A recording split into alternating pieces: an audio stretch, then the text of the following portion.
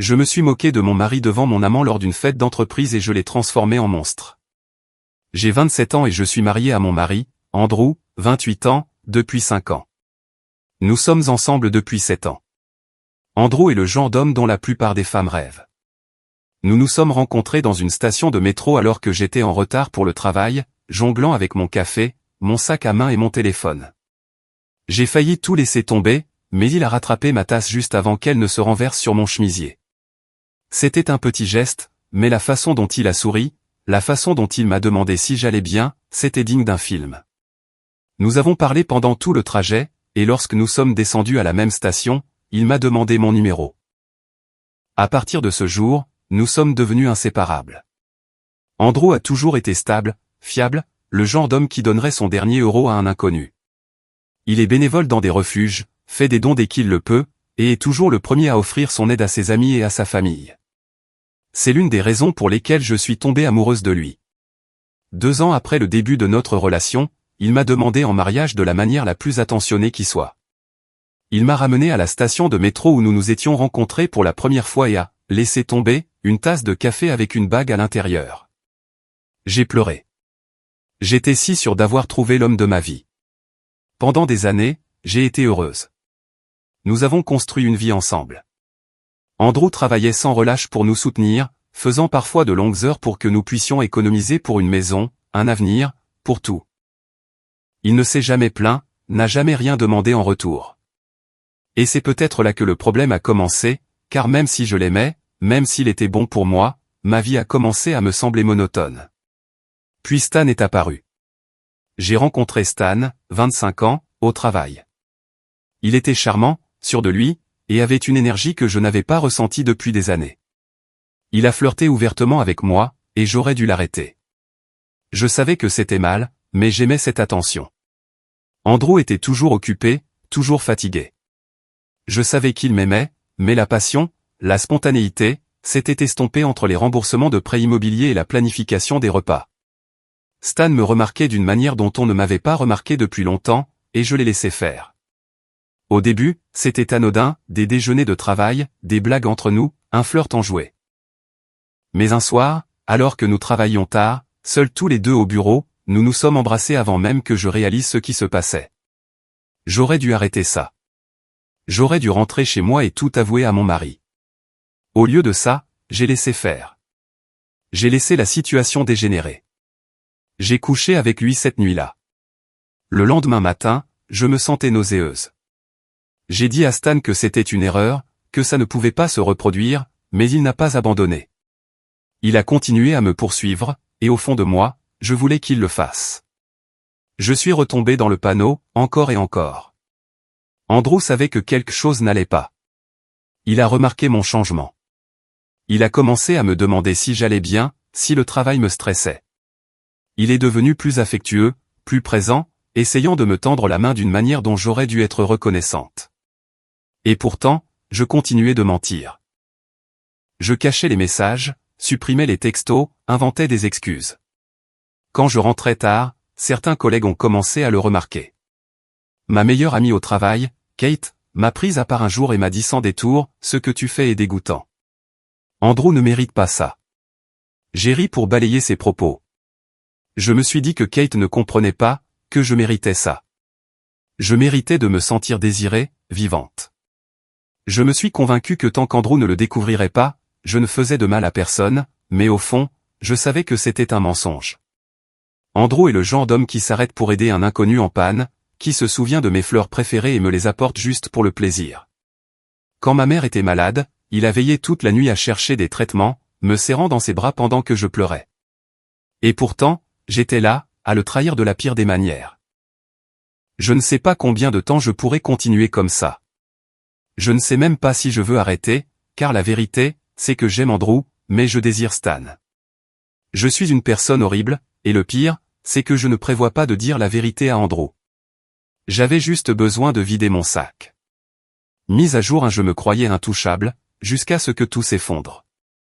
Je ne sais pas exactement quand c'est arrivé, mais à un moment donné, je suis devenue arrogante. Au début, j'étais prudente. Je supprimais les messages et je surveillais chaque détail pour ne laisser aucune trace. Mais avec le temps, alors que ma liaison avec Stan, 25 ans, s'intensifiait, j'ai arrêté de m'en soucier.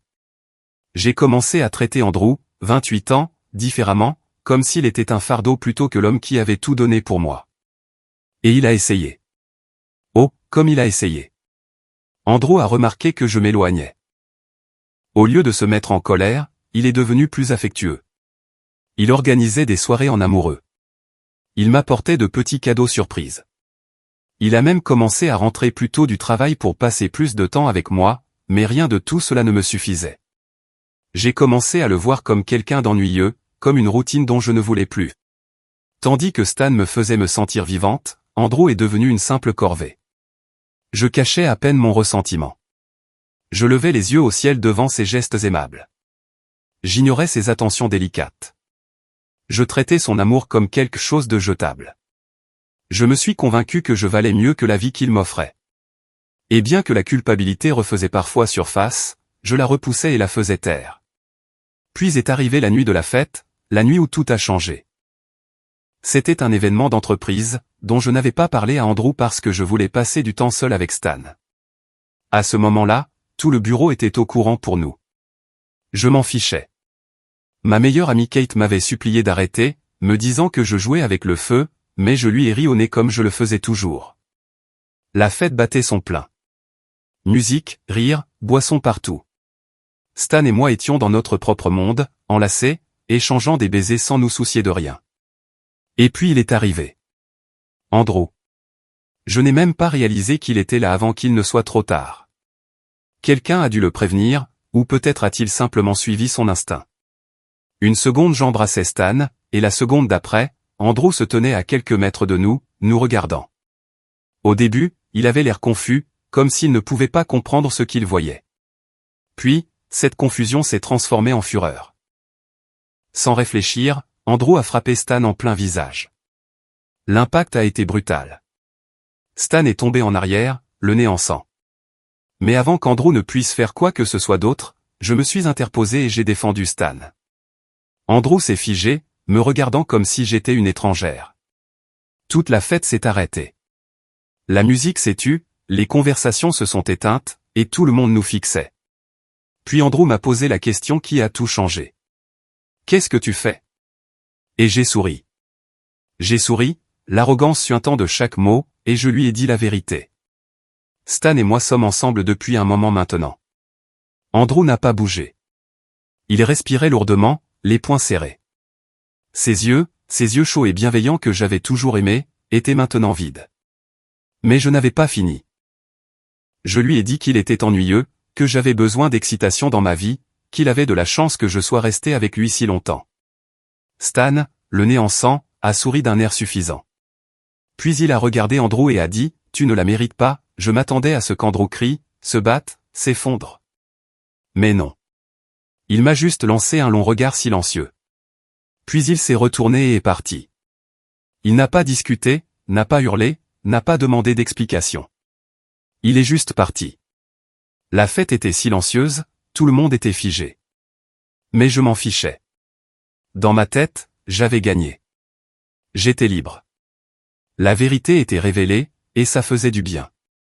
Du moins, c'est ce que je me disais. Car au fond, quelque chose n'allait pas, un sentiment que je n'arrivais pas à chasser, comme si quelque chose d'énorme était sur le point de se produire, et je n'avais aucune idée de ce que c'était. Mis à jour 2, les dominos ont commencé à tomber. Je pensais avoir gagné le soir de la fête.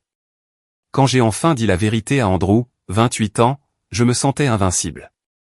J'avais fait ce que je voulais depuis si longtemps, et maintenant que tout était révélé, je croyais que cela n'avait plus d'importance. Andrew était parti, oui, mais je savais qu'il reviendrait. Il revenait toujours.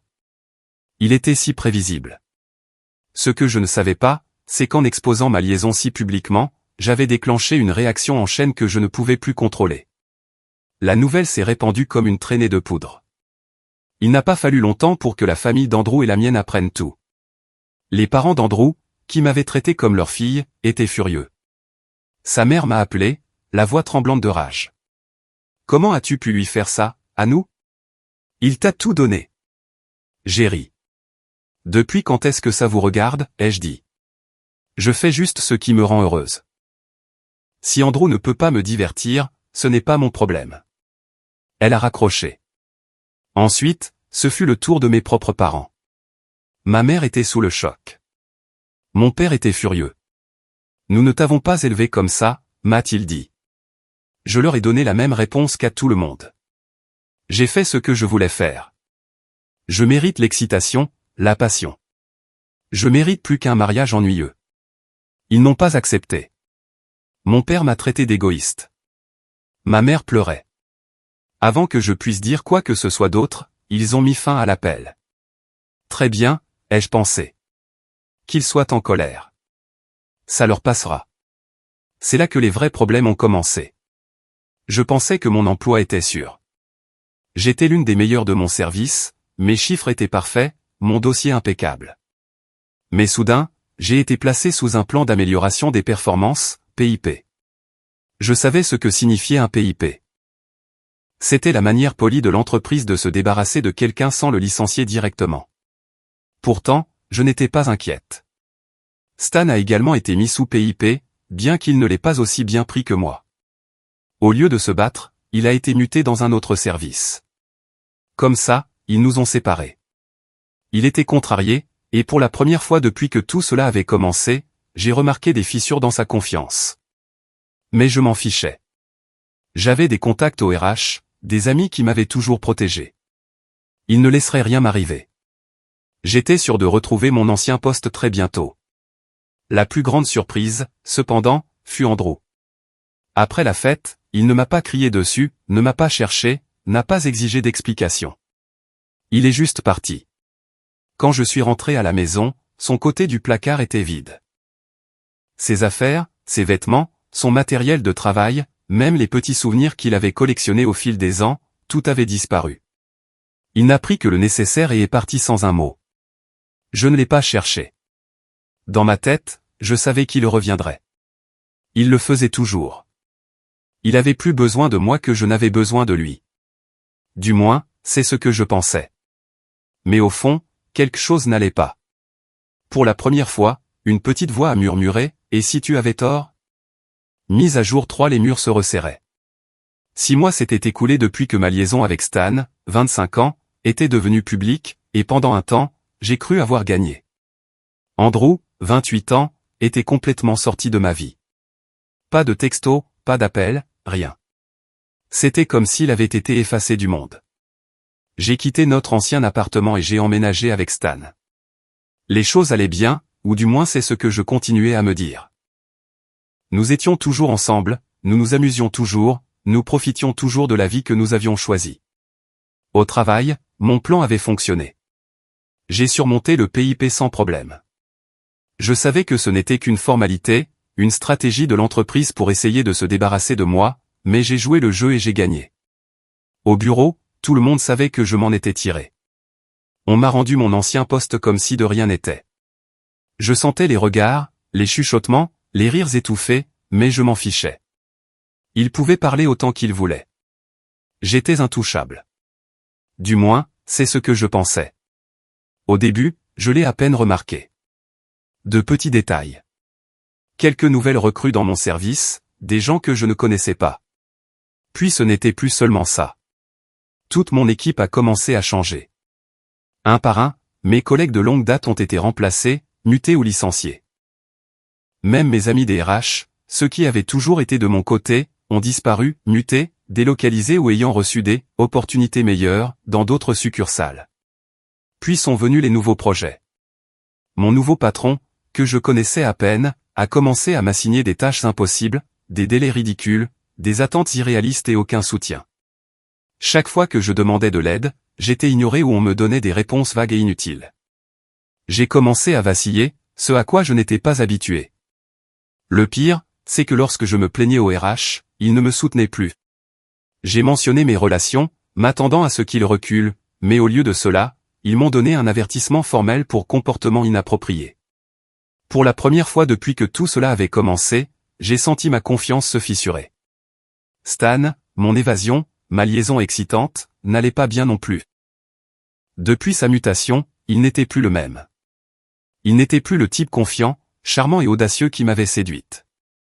Il était stressé, irritable, épuisé. Ses performances au travail chutaient, et la pression se voyait. À la maison, il se défoulait sur moi. Il me parlait durement, m'évitait et s'énervait pour un rien.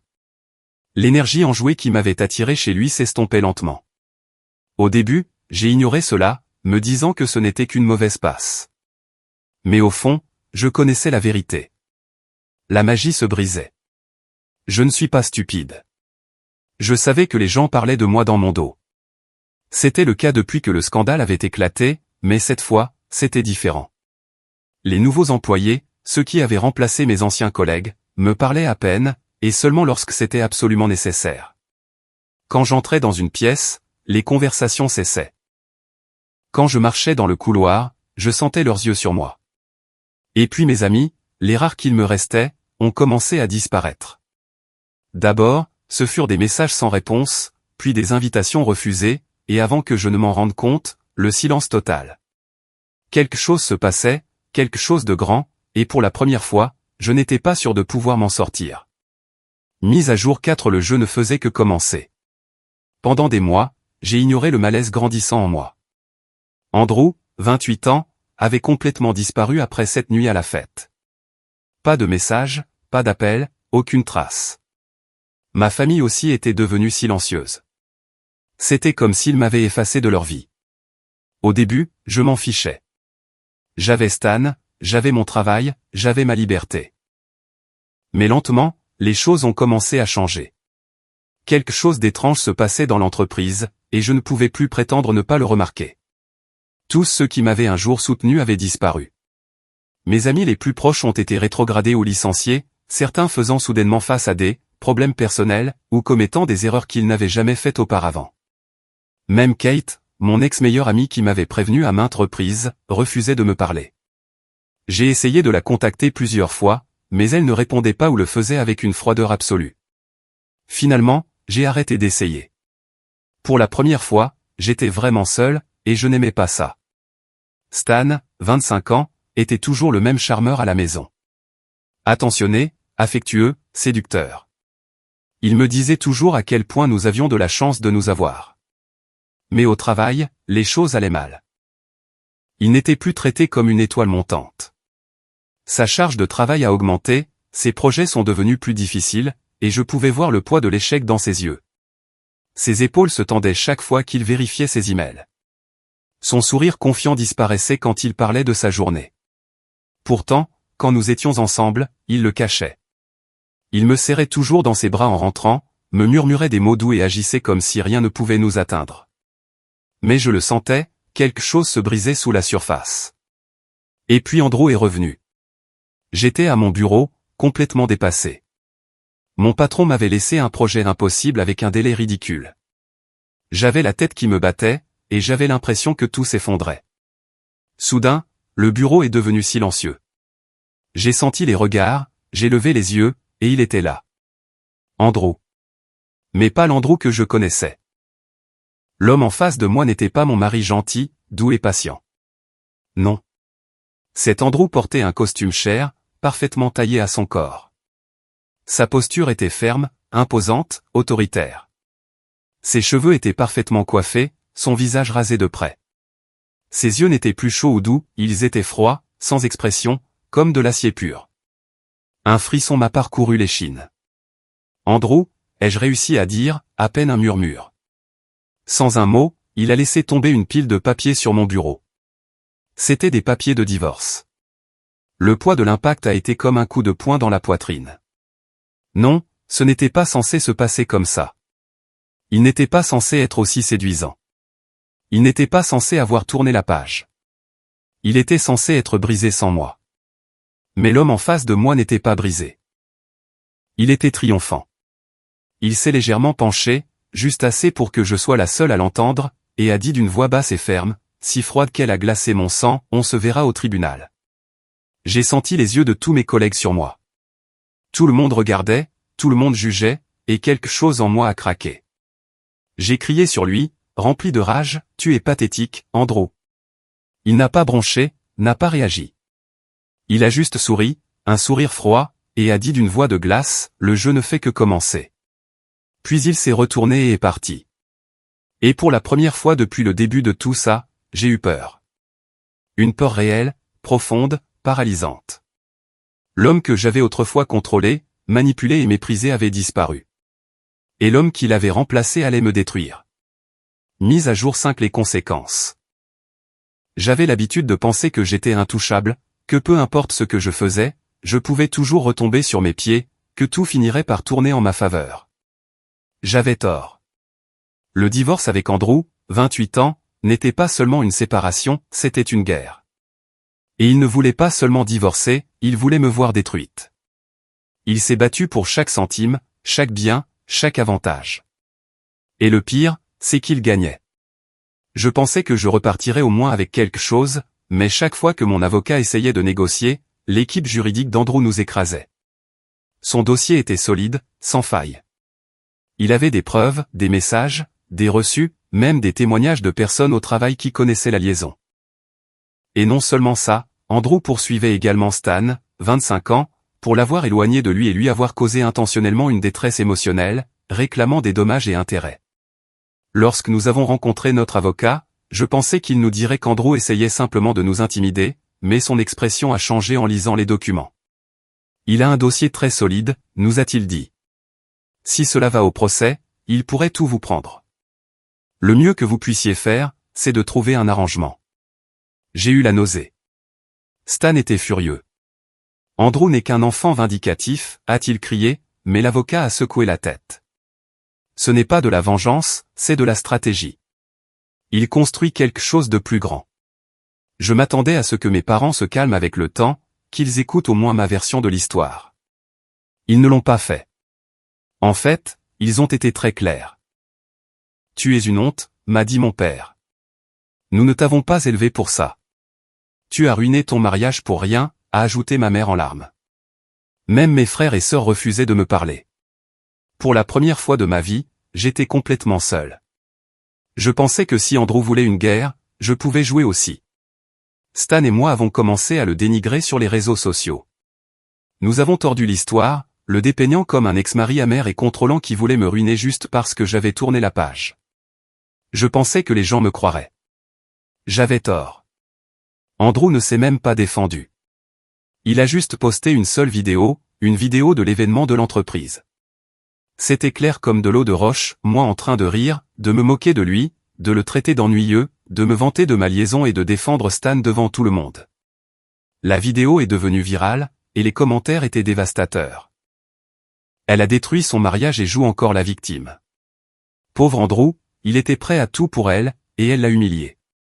Stan a l'air du genre de type qui ne supportera pas la pression quand les choses tourneront mal.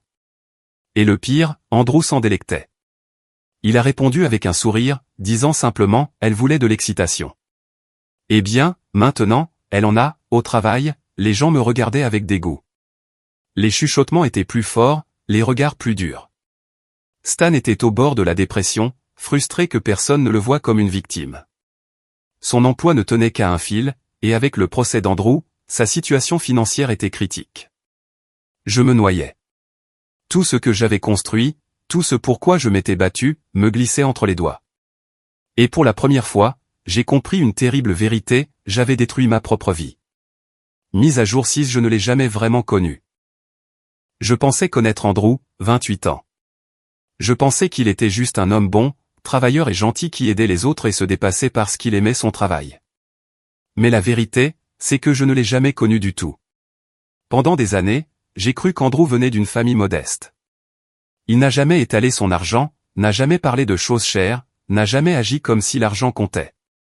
Mais j'ai récemment découvert que sa famille était riche, très riche. Ils avaient simplement gardé le secret parce qu'ils ne croyaient pas à l'étalage de leur richesse. Andrew travaillait dur non pas parce qu'il en avait besoin, mais parce qu'il voulait se prouver qu'il pouvait construire quelque chose par lui-même. Je n'en avais aucune idée. Et le pire? J'ai découvert que ce soir-là, le soir de la fête, il prévoyait de me faire la surprise d'un voyage de luxe à l'étranger. Oui, pendant que je l'humiliais, embrassant un autre homme devant tout le monde, il planifiait un grand geste d'amour. Il m'aimait profondément, et je l'ai brisé. Je pensais que les licenciements et les problèmes dans l'entreprise étaient une coïncidence, que le renvoi des personnes qui m'avaient couverte n'était que de la malchance. Ce n'était pas le cas. C'était Andrew qui avait fait ça. Un par un, il avait silencieusement détruit tous ceux qui m'avaient aidé à maintenir ma liaison. Il l'a fait avec patience, précision et sans éveiller le moindre soupçon. Et l'entreprise? Il s'est avéré qu'avant même de me signifier le divorce, il les poursuivait déjà en justice. Et l'entreprise a accepté ses conditions. Je ne sais pas ce qu'il avait sur eux, mais quoi que ce soit, c'était grave, car ils n'ont pas riposté, ils ont coopéré. Cela expliquait pourquoi mon nouveau patron me torturait avec un travail impossible. Il suivait les conditions d'Andrew. Ce n'était pas un ex-blessé essayant de me faire du mal. C'était un homme qui m'avait aimé au-delà de toute raison et qui utilisait maintenant ce même amour comme carburant pour ma destruction. Il ne voulait pas me récupérer, il ne voulait pas parler. Il voulait juste me voir brûler. Et le pire, c'est qu'il gagnait. Mise à jour finale le prix de l'excitation. Cela fait 1 an que ma liaison a été découverte, 1 an que j'ai tout perdu. Et maintenant, je suis là, assise dans un petit appartement délabré de l'autre côté de la ville, fixant une tasse de café froid, me demandant comment tout a pu si mal tourner si vite. La vérité est simple, je me suis infligé ça toute seule. Le processus a été un enfer. Je pensais qu'Andrew, 28 ans, finirait par se lasser, qu'il voulait juste me faire souffrir un peu avant de laisser tomber. Mais non. Il n'a jamais abandonné. Il a rejeté chaque arrangement, chaque proposition, et ce n'était pas une question d'argent. Il se fichait de l'argent. Il a dépensé une fortune juste pour s'assurer que je n'obtienne rien. Nous avons essayé de changer le récit, de le dépeindre comme un homme riche et avide, de parler de sa famille puissante, mais c'était inutile. Le contrat de mariage que j'avais complètement oublié et les preuves d'infidélité ont scellé l'affaire. J'ai fini par le payer pour m'effacer de sa vie. J'ai essayé de m'excuser. Je lui ai dit que j'étais désolé, que je n'avais jamais voulu que les choses tournent ainsi, que j'avais été stupide, égoïste, impulsive. Sa réponse a mis mal à l'aise même ses propres avocats.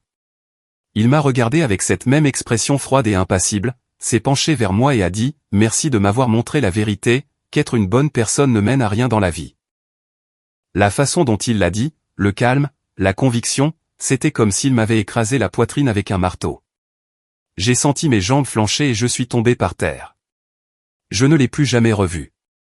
Stan, 25 ans, n'y a pas échappé non plus. Un soir, j'ai reçu un appel.